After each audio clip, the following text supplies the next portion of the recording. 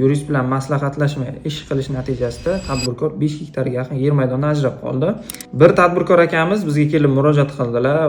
Unga ko'ra 2018-yilda u inson 9 gektarga yaqin yer maydonni ijaraga olgan va ijaraga olgan yer maydonni yarmini shartnoma qilgan va davlat ro'yxatidan ham o'tkazgan, lekin qolgan yarmini esa umuman shartnoma ham qilmagan, davlat ro'yxatidan ham o'tkazmasdan to shu vaqtgacha foydalanib kelavergan bo'lgan u yerdan. Va 2025-yil yozlarida u inson yerda ishlab turgan vaqtida bir inson kelganda, bu yerda nima qilyapsiz? Men bu yerda yaqinda auksiondan yutib oldim, mana qarorim turibdi deb turib ko'rsatganda, u inson hayron qolganda, qanaqasiga bu yerda men 2018-yilda hokimning qarori asosida olgan bo'lsam, sen qanaqasiga bu yerga egalik qilishing mumkin deb turib aytgan.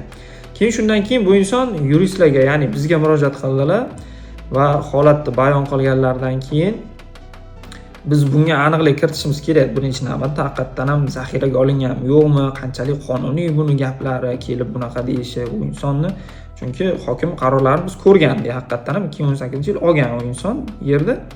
Keyin shu maqsadda hokimiyatga borib murojaat qildik.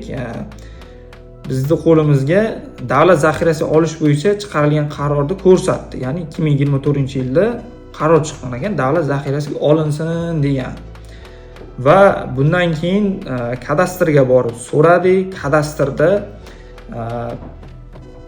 Kadastrda borib so'raganimizda kadastr 2023-yilda prezident tomonidan kengaytirilgan tartibda yig'ilish o'tkazilgan va unda rahbarlarga shunaqa topshiriq berildiki, ya'ni egasi yo'q yerlarni aniqlash, zaxiraga olish bo'yicha taklif berilsin deb aytilgan ekan ularga.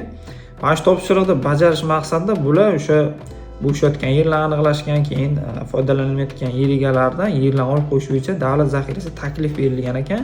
Aynan o'sha ro'yxatda bu tadbirkor akamizning firmalarini o'sha yarmi ro'yxatdan o'tmagan qismi tushib qolgan bo'lgan. Va natijada tadbirkor akamiz sudlashdilar bu bo'yicha. Sudda natija qanaqa bo'ldi desanglar, sudda ariza qanoatlantirishdan rad qilindi.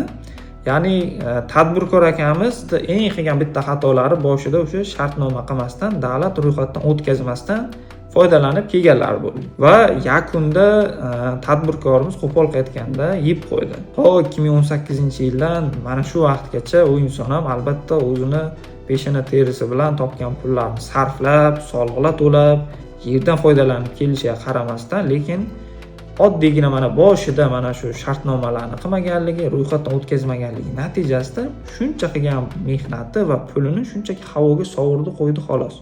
Shuning uchun do'stlar, biror bir biznes boshlayapsizmi, tadbirkorlik boshlayapsizmi, albatta yurist bilan maslahatlashing. Yurist bilan maslahatlashish mana shunaqa kabi noxush holatlardan oldin oladi.